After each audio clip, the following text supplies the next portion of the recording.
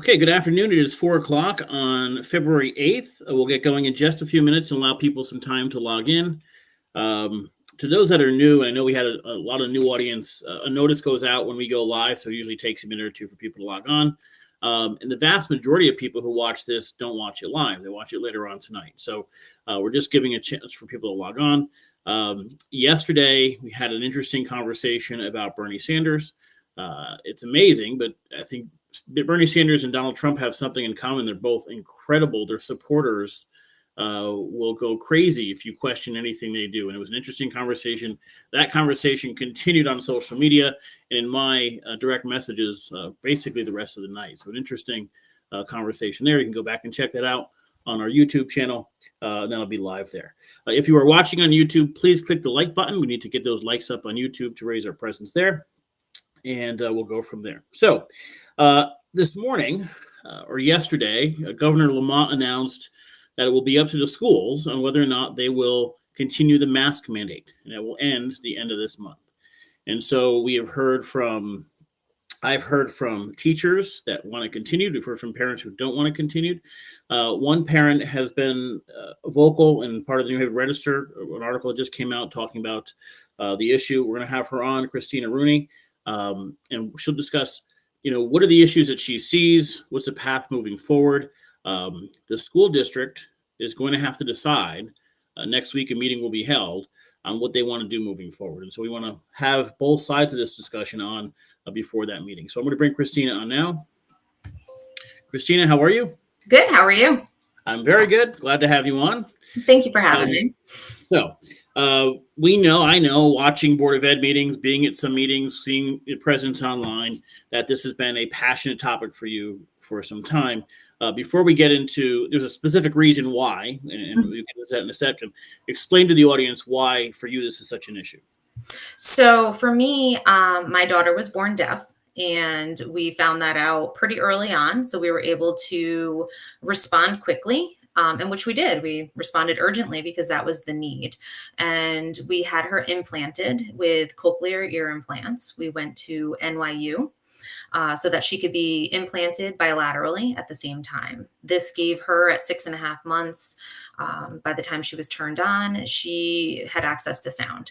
So this really put her a step ahead.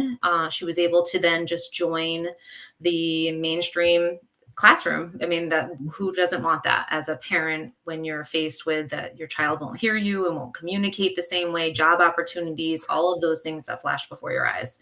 And so now first grade was the last full school year that she had. And then quickly we moved to this world of remote learning. And that was really, it was very difficult for her. It was over a Chromebook. The streaming capabilities were not there. If you could imagine wearing a headset every day, all day, and trying to actually learn from that, the stimulation is just too much for her. And so then we move and we progress. We worked with the school. We do have a great partnership with the school. They have accommodated us in ways that they can. Their hands are also tied due to the mandate with the mask. Mackenzie requires lip reading.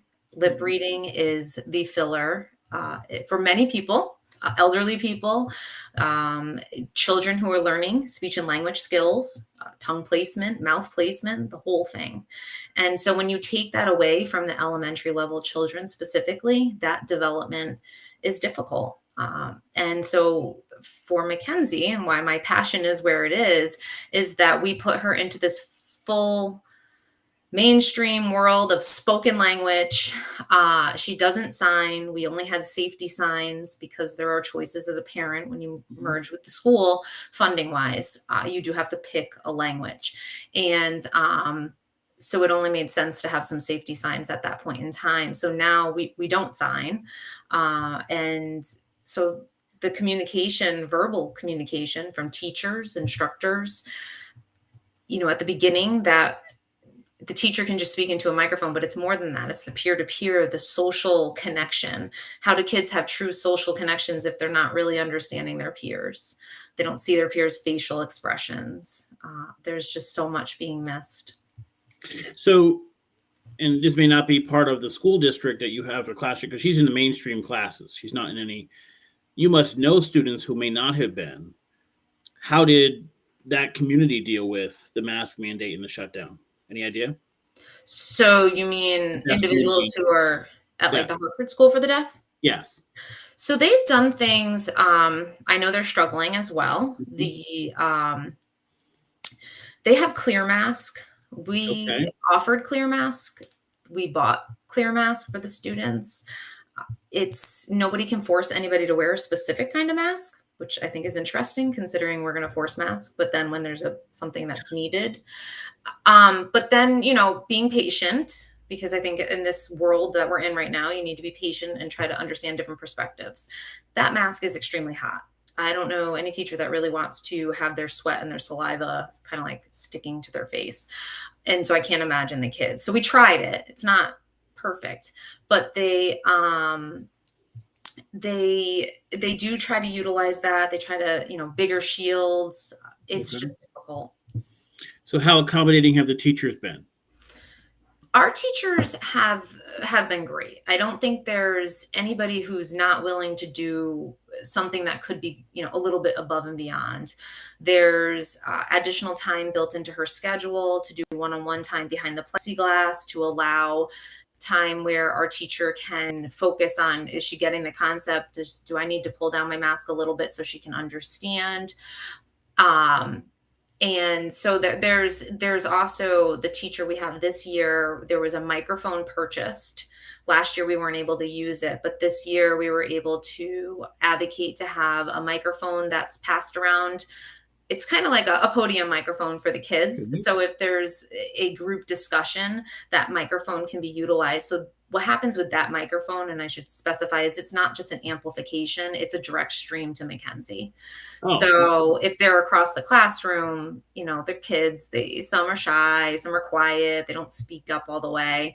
It's right at the table there and they're able to speak into it, and it gives Mackenzie access to them. But that's all in a perfect world. There's many moments that's orchestrated by the teacher. mhm. But because our teacher has been very tech savvy, he has kind of just been willing to go with it. I mean, there's so much that the teachers are tackling that, for me, when I started needing to speak up, which was back in August, it was because of a moment that I had in a doctor's office with Mackenzie. We're 3 feet apart. He's asking how masks are going. We're talking about getting ready for the school year. And he says, everybody has a mask on, no clear mask. And he says, great, Mackenzie, you don't need any shots today. And then at that moment, Mackenzie panicked because she said, wait, I need 4 shots today. And if we just pause for a moment and just think of those words and how they interchanged, if we went through a whole day like that, that's you're misunderstanding, having that's terrible. I mean, for a little kid, who's going to question that unless it feels traumatizing? Mhm. 4 shots is a big deal. So she had that immediate reaction. In other situations, if you're talking about going to the moon or going to Pluto, the planet, I mean, she might not Okay. question that. She would go with it because that's But what kids do. overall, the teachers have been accommodating as much as they can. Correct. Teach other students, because she's missing out on a lot of that interaction as well. Other students, it's just up to them if they use a clear mask or include her or not. Yeah. Okay. Correct. So next week, you get an opportunity to make your case as to why Brantford should not have a mask mandate. And this is really the first time, as much as people have gone to meetings, not you, but other people have gone to meetings sometimes in an unprofessional manner. The Board of Ed did not have a choice. It was not their decision to make. It was a mandate from the state. It's the first time it is not a mandate from the state. So make your case. What is the argument for removing this mandate in Brantford? So I really feel like it needs to be a choice. I respect everybody's wishes. I think that everybody is coming to the table with a whole different needs. My needs are very different than someone else's. However, I think the language development that happens at the elementary level and the pre-K level is so important.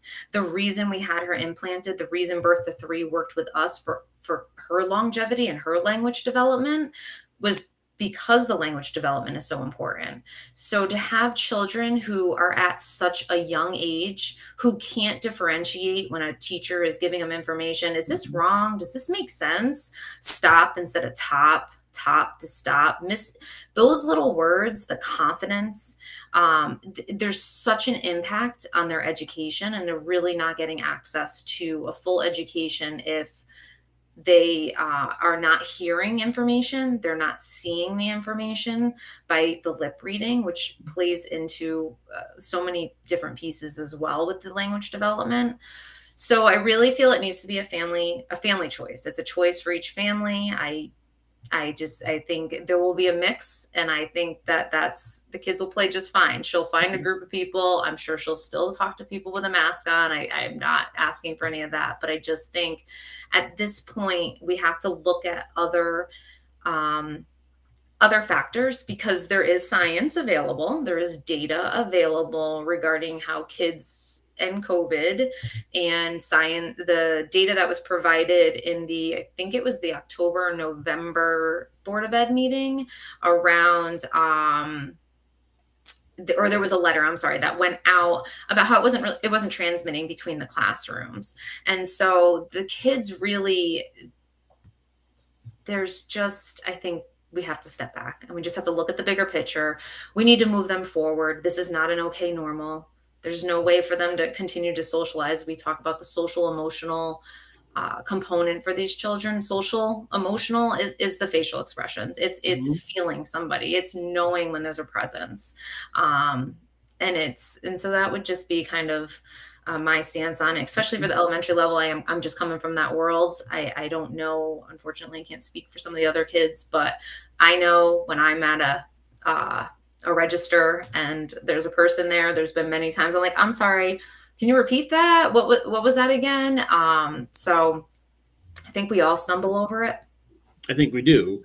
You do have an interesting perspective, not just with Mackenzie, but you have a son who's 7, I believe, right? Correct. So he's been in school. He's kind of gone through this. He's never been normal when it comes to right. Actually, he's normal, but he's never been normal. What has his experience been like going to school? I think luckily, I feel the school made a really good decision bringing the kindergartners in 4 days a week. Okay. So his preschool was normal. Kindergarten was 4 days. So that was definitely better. Obviously, I think most of us felt it. They checked out when they were on their iPads or they're using their iPads. I mean, he figured out a way to have it. I'd be on a call like this and he would have his iPad up, but he was playing a game. He wasn't really paying attention. So we have additional tutoring. His reading is not where it needs to be. I've advocated at the Board of Ed meetings as well about what we need to do to close the gaps in these specific areas, not so much adding a bunch of new things to the plate. I know there's a lot of like Spanish, a lot of language parents want to add. I just think at this point, we need to have a good metric on where our kids are at currently. Years were lost and we need to know, I mean, he should have been reading in kindergarten. And so we're just taking it on our own to make sure he gets caught up, which I think a lot of parents are. If you talk to the local tutoring in town, Total Learning. Yeah. Okay, so let's play devil's advocate for a second. I think masks should stay in place. There's still some COVID numbers up there. There's some people hospitalized. What would be your argument against that? Well, I think there's always going to be COVID numbers. Okay. I don't think it's going to go away. I think that that's the part that we have to start to realize. I think many of us are realizing it, and we're figuring out our own safety mechanisms for how we want to navigate this world. Do we want to travel? Are we willing to be in large groups? I mean, I don't really care to go to a concert. That's maybe not my thing. But I do think that we need to, again, it's about, we can't stay stuck. And the more we stay here, the more we take focus away from, like, the Board of Ed meetings really don't need to be occupied with all of this. I'd rather hear about different ways that we can engage our teachers. That's clearly a topic that needs to be addressed next. And morale issues there, and just the STEM projects, and really enhancing the learning and the sports and some of these other areas. And we just stay stuck because we're in this this place, and and the world has started to move on. There's many stadiums that are packed. So to continue to keep the kids in this stuck place and have these families that are just, we're constantly at a tug of war. It's just, I mean, the quarantining has slowed a bit, so that's been a relief. But so in your interactions to date with Board of Ed, we have a new Board of Ed, so there's some new members there. I'm sure you were speaking to many of them before the election, and I'm yes. sure you're speaking to them afterwards. What has their reaction been? I get good feedback. I try to bring different perspectives. I try to remember that everyone's human. They're on the board. This is a tough job. This is not an easy job. And I very much appreciate the new board, the structure of the new board, the new chair, the dialogue. While individuals will still complain that there's not enough dialogue, it's still a meeting that needs to run and move forward. So, but I do feel that certain board members are looping back to discussions, especially the ones that I'm bringing up. So I do feel heard. I will sometimes get emails back. I feel like I do feel like this is a team that wants to bring us forward, and we need to be that team. We have to work together. And that's been my biggest focus when quarantining seemed ridiculous, and the community has to be a partner. The Board of Ed can't do it alone. Somebody just commented, people need to understand COVID isn't over. It's not going to be just because you're tired of it. I mean, correct me if I'm wrong, but I think your response and my response, to be honest, would be, I don't know that COVID will ever be over. Right. It may be part of, just like the flu, some version or some strain of it. So at what point, what do we wait for to start getting back to normal? I understand. Chicken pox, remember those things that were around?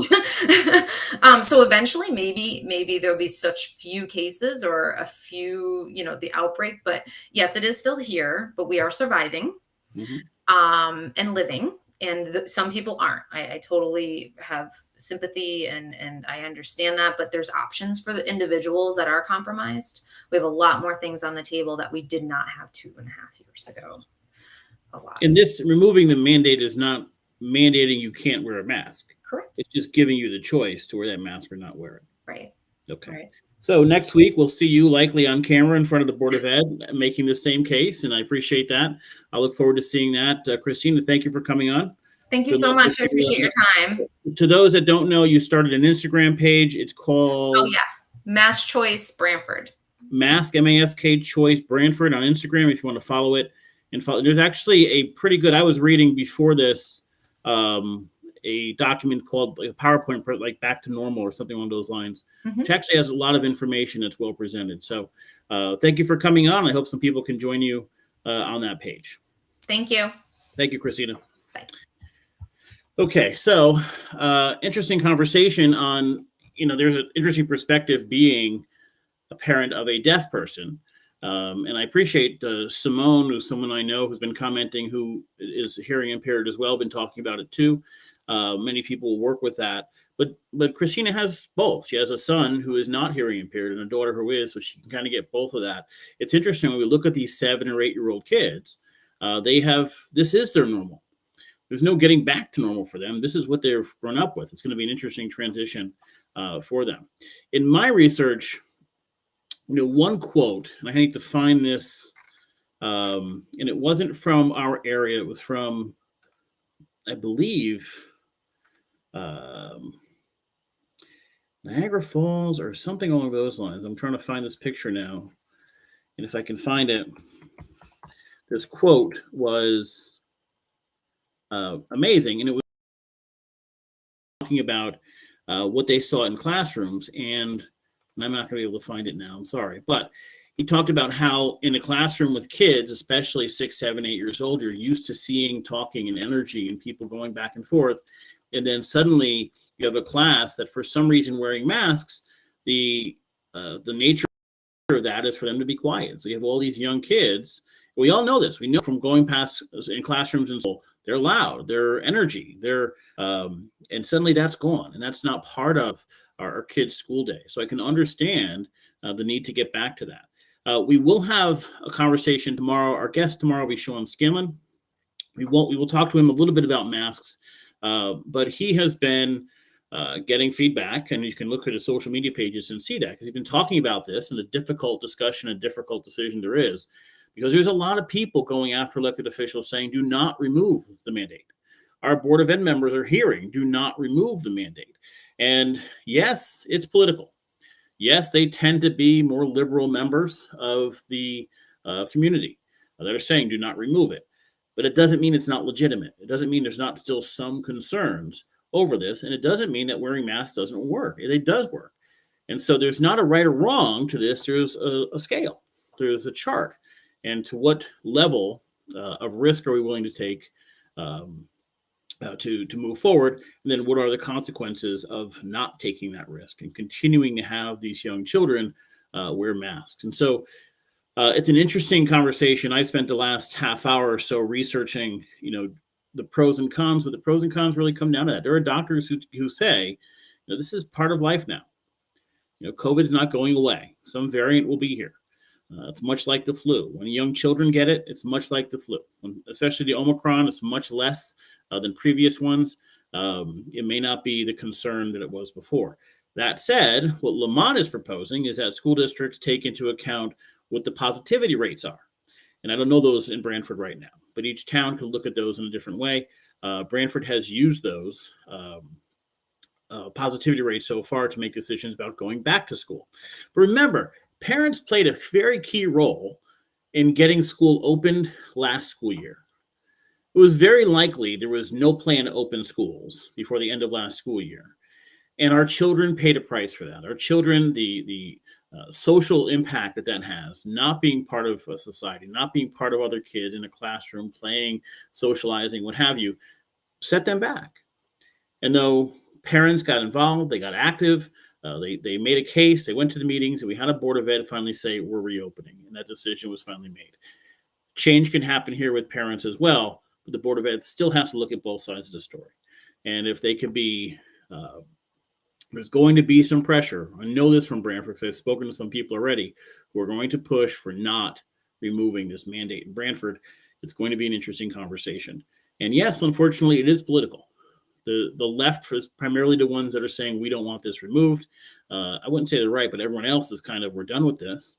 And by the way, if you've been to any restaurant, and she mentioned football games, playoff games, if you've been to any major event, there are tens of thousands of people without masks on. And they have them on, but they could take them off when they're eating. Well, they just hold a popcorn box the whole time. Go to a restaurant. I was in a restaurant the other night. No one had a mask. There were no masks. And what we allow people to do is make their own decision. If they want to stay home, they can. If they don't want to stay home, they can. If they want to call ahead to find out if masks are mandated, they can. They can make that own decision. Do we allow families to begin making the decision? The decision isn't wear masks or not for the entire school district. It's you're forced to wear masks versus you have the right to choose for yourself if you want to wear a mask. That's the decision.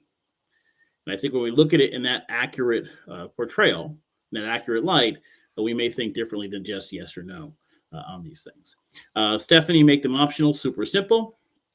I agree. Listen, we also cannot debate, however, that the mandate to wear the mask helped keep numbers down. That's not a question. Wearing the mask is effective. To what degree, we're not entirely sure, but we know it's effective. We know less people died, less people had to go to the hospital because more people wore the mask like they were supposed to. So we are saying, let's take a little more risk and offset the price that our children are paying in the classroom. And we take risks all the time. Everything we do is a risk. Driving a car is a risk.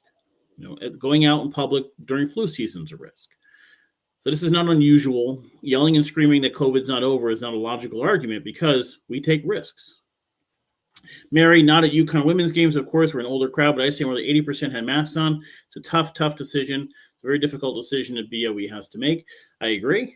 And yeah, in some cases, it's mandated. So for example, the Super Bowl is mandated. If you go to the Super Bowl, it is mandated you have a mask on. And they have volunteers at different levels watching.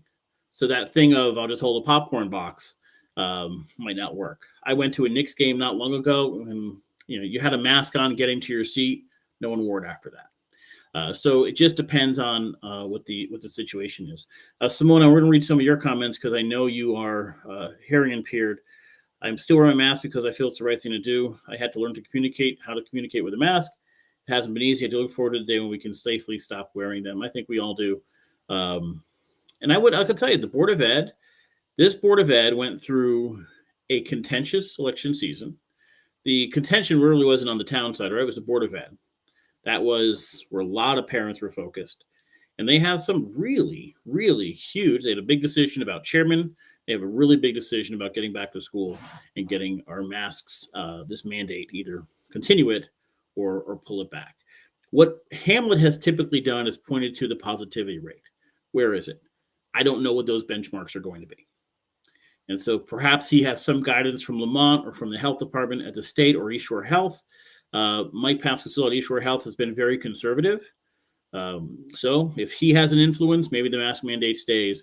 I think more parents are for removing the mask mandate and getting our kids as much back to normal as humanly possible. Okay, so tomorrow, Sean Scanlon. It's a big year for Sean Scanlon. He has announced he is running, or technically formed, an exploratory committee to run for comptroller. So that's big, especially when that's a full-time job versus a state rep, a part-time job. And he has a full-time job working for Tweed Airport. So we'll talk about Tweed Airport, that expansion project. We'll talk about comptroller. We'll talk about what's coming up this legislative session, which starts tomorrow. And Stephanie, it's not a tough decision if everyone were accountable for their own health. We never stop being normal. Well, hold on a second. Like, we have rules to go places in public. Like, we have freedoms. When you're going into a school, it's normal for that school system to set rules. And those rules may wrap around or be determined by what the current environment is. So if there's currently a pandemic, there's currently disease, if there's currently an issue, they may change those rules. So there's nothing wrong with schools making those rules. We've made rules about having vaccines before. We've made rules about having to wear certain clothes before. We've made a variety of rules that we just do. And this is a real pandemic. There are people who have died, and Christine acknowledged that. People are dead because of this pandemic. This is real. So if there's something we can do that makes sense to minimize the effects of that pandemic, let's do it. However, there's a price to pay for that too. And we have to stop and ask ourselves, are our children getting years behind in education, in social adjustments, getting to and learning these skills because of this? And if that's the case, we have to say, how much risk are we willing to accept to get these kids caught up going forward? Okay, appreciate the comments. Thank you, Christina, for coming on. We'll be back on tomorrow at 4 o'clock with Sean Scanlon. Until then, have a great night.